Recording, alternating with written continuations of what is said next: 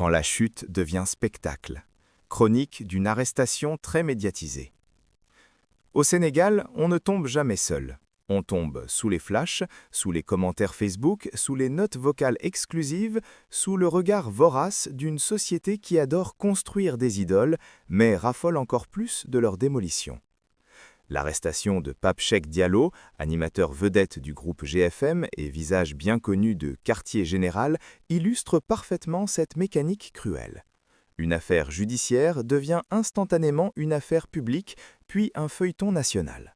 Avant même que le droit ne fasse son travail, la rumeur s'organise, les anecdotes ressuscitent, les souvenirs se fabriquent.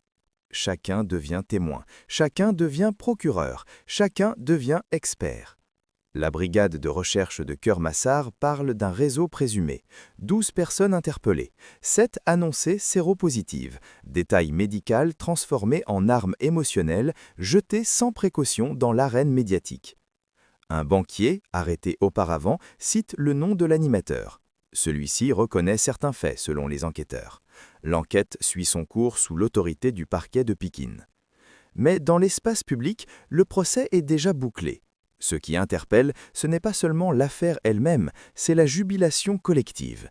Cette manière presque sportive de déchiqueter une réputation, cette facilité avec laquelle on confond justice et humiliation publique. Hier encore, Pape Cheikh Diallo faisait l'opinion depuis un plateau télé.